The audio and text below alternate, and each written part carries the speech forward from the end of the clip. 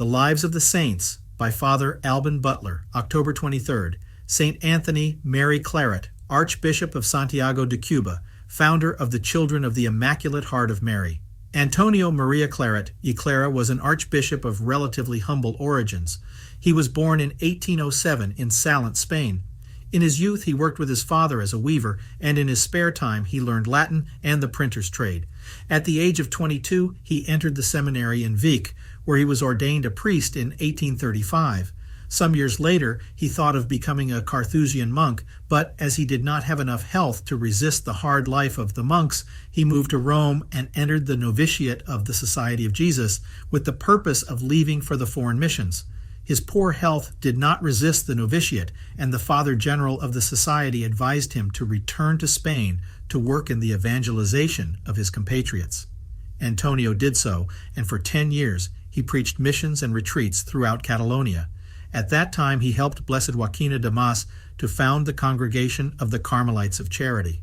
The saint's zeal moved other priests to follow his example. In 1849, thanks mainly to Father Claret, the Congregation of the Missionary Sons of the Immaculate Heart of Mary was founded. At present, the Claretians, as they are usually called, are widespread not only in Spain but also in America and elsewhere. Shortly after the foundation of this great work, Father Claret was elected Bishop of Santiago de Cuba. The task was exceptionally difficult since an organization of fanatics and turbulent anti-Christians systematically fought against all the reforms undertaken by the saint. As if that were not enough, they made several attempts on his life. On one occasion, a man, furious that the saint had converted his lover, seriously wounded him. St. Anthony himself interceded for the assailant and obtained a commutation of his death sentence.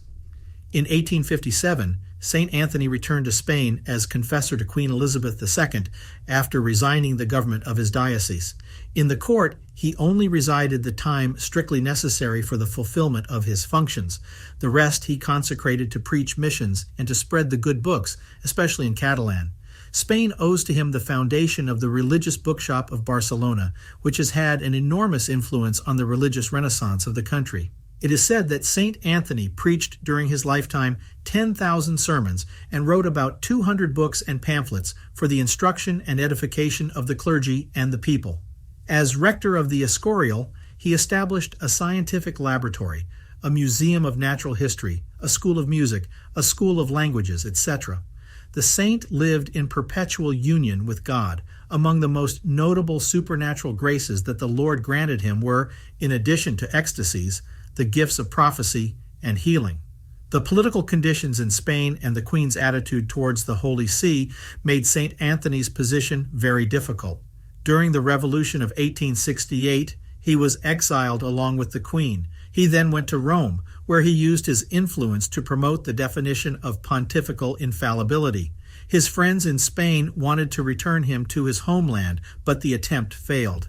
St. Anthony fell seriously ill in France and died in the Cistercian monastery of Fontfroid near Narbonne on October 24, 1870. He was canonized in 1950.